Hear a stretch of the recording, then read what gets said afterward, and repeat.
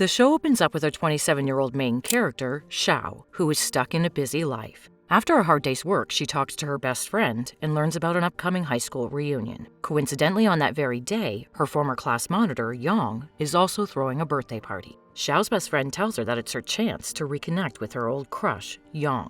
After this, Xiao returns home and looks into an old camcorder. Turns out she's had this device since her childhood, and she has recorded a lot of her high school memories in it. Now she thinks of giving it as a gift to Yang.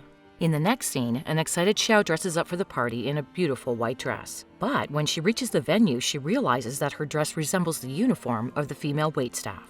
As a result, many people who don't know her mistake her for a waitress. Annoyed, Xiao decides to change her dress and heads to the bathroom. There, she overhears that Yang is attending the party with his new girlfriend. This upsets our girl as she has come all this way to the party only for him. She then hands over the camera to her friend, asking her to give it to Yang on her behalf. After this, she leaves for home, but along the way, her friend informs her that the camera has gone missing. Panicked, Xiao immediately returns to the party and looks through the gifts. While searching for the camera, one of her former schoolmates notices her and mistakenly thinks she's a waitress trying to steal a present. He eventually recognizes her, but refuses to hand over the camera, leaving her embarrassed. Xiao then tries to snatch the camera from him, but slips and falls to the floor. Out of the blue, she experiences what feels like a sudden journey back in time and finds herself as a 17-year-old high school sophomore once again. And the very first person she lays eyes on is none other than Yang. Thinking this must be some kind of dream, Xiao boldly decides to kiss him on the cheeks, convinced that such a thing could never happen in reality.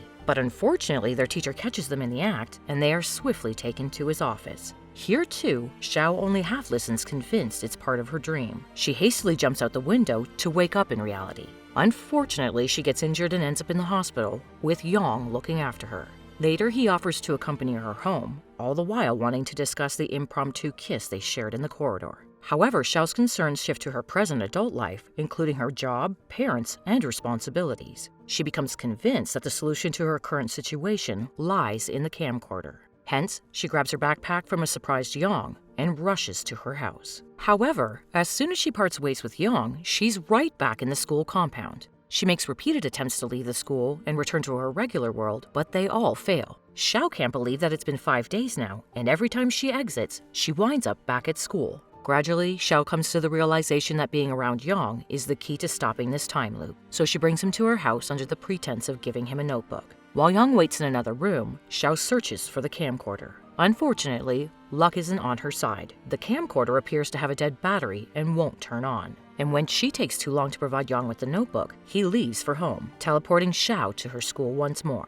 The next day, the class teacher announces a seat change for the students, and Xiao prays to be seated next to Yang. When she doesn't, she approaches the boy sitting beside her crush and makes a deal. She will be a servant for the day in exchange for his seat. Later, Yang notices Xiao running an errand for the boy and scolds her for degrading herself just to sit beside him. Following this, while the two are alone by a riverside, Xiao confesses to Yang that she's from the future and must be right next to him all the time. However, our hero doesn't believe her and advises she go home and rest. The following day, Yang begins to ignore Xiao and she wonders what she ever liked about him. However, later when she sees him entering the canteen, she can't resist her concern as she notices a worker about to drop his tool.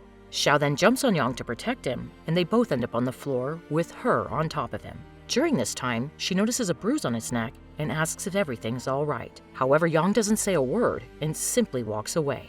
Next, the students are assigned a school project where seatmates must film each other's families' lives. Xiao, who is a competitive girl, takes the project very seriously. Later in the evening, she grabs her video camera and accompanies Yang to his home. There, she is warmly welcomed by his father, who showers her with praise. Xiao has a beautiful time, and before leaving, the father invites her to visit often.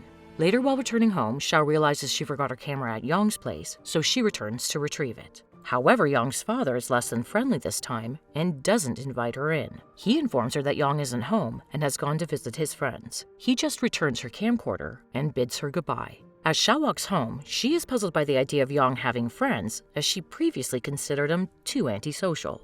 She then views the recorded footage and discovers that the camera had accidentally kept recording during the dinner and afterward. To her shock, she witnesses Yang's father physically abusing him. Afterwards, Xiao frantically searches for Yang and finds him sitting alone in a nearby park. When she presses about the matter, he finally speaks up. Yang reveals that the violence began when he was in 2nd grade.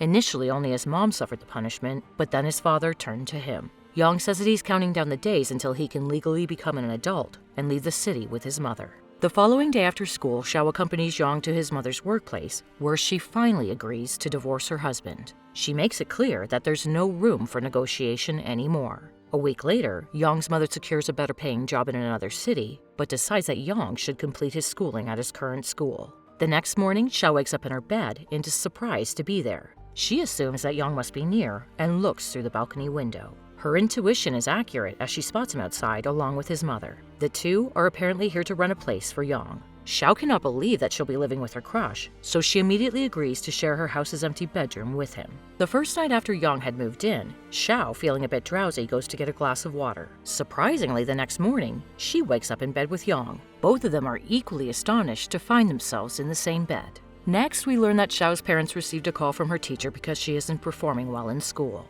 In an attempt to motivate her, her parents offer her 2 tickets to her favorite idol's concert. But there is one catch. She has to rank in the top 10 in her class. Desperate to get the tickets, Xiao confides in Yang about this challenge. She explains that she has to outperform everyone in the top 10. She then asks him to help her and suggests some weird ideas to rule out the rank holders. However, when Yang reveals that he holds the number 1 spot, she remains silent. At last, Xiao asks him to tutor her for the upcoming exam, and he agrees. The very next day, Yang starts teaching Xiao in the classroom and at home. Seeing them, some of the female classmates who have a secret crush on Yang become jealous. At night, Xiao visits his room to invite him for dinner, but she doesn't find him. Worried, she asks her grandmother and eventually learns that Yang is at school. At this moment, she realizes that she hasn't been teleported to the school, despite Yang being far from her. This makes her really happy, so she meets him in the class and carries his books for him. Later on her way home, Xiao encounters a group of intimidating girls who begin to bully her. To escape the situation, she lies that she's the girlfriend of Brother Lin, the most fearsome guy in the school. Surprisingly, as soon as she utters his name, the bullies get scared. They start treating her like a big sister and eventually let her go. The next day, Brother Lin learns that his name is being used as an excuse, so he sends his boys to bring Xiao. When the goons reach our heroine and ask her to join them, word quickly spreads around the school that she's dating Brother Lin, the school's tough guy. In the next scene, Xiao approaches Brother Lin and confidently confesses her deeds. With a smile on her face, she also agrees to compensate him. As the two continue talking, Brother Lin unexpectedly lets out a fart, causing Xiao to grin even wider. This creates a tense and awkward situation between the two. Just then, our hero Yang, who has found out about the secret meeting, arrives to rescue Xiao. Brother Lin asks if Yang is her boyfriend, but he denies it, clarifying that they just live together. Nevertheless, Brother Lin reminds Xiao that she owes him a favor before walking away. As the days pass, he surprisingly begins bonding with Xiao due to her fearlessness. She confesses to him that she's from the future, and although he finds it funny, he doesn't say anything.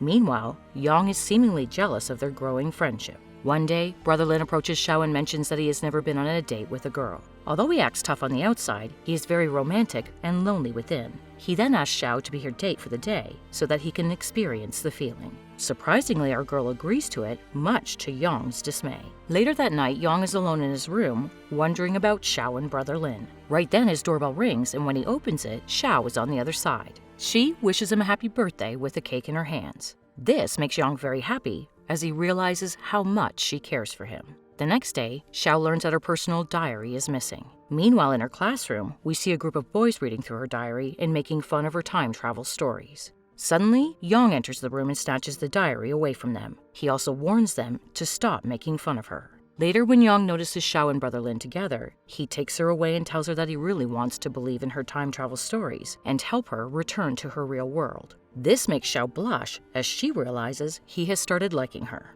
Following this, they begin searching for ways to help Xiao get back to her adult life in the present world. After reading an article online, they even try kissing each other, but it doesn't work. Afterward, Yang comes across a videotape and theorizes that it might hold the key to Xiao's return. He promptly gives it to Xiao and suggests she install it in the camcorder and use it. However, Xiao says that she isn't ready now and refuses to see the recording. Next, when the two are in line to buy some fast food, Xiao's nose suddenly begins bleeding. Later, while hanging out with her friends, she falls unconscious to the floor. Noticing this, Yang realizes that Xiao's health is deteriorating because she doesn't belong in this timeline. So, he decides it's best to use the videotape and send her back to the future.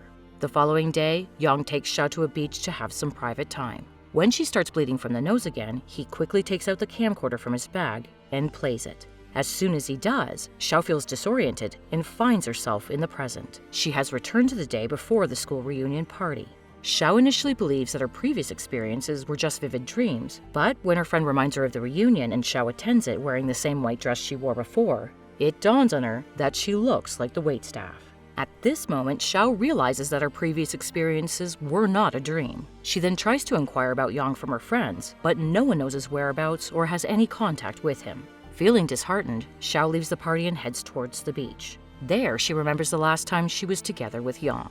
Just then, she gets a call from her best friend, informing her that Yang had appeared at the reunion, but went somewhere. Hearing this, Xiao decides to return, and as she turns around, she spots a very handsome Yang in a dark suit, walking toward her. He immediately embraces her, and they engage in a passionate kiss. The drama ends on a happy note, as the two lovebirds are once again reunited.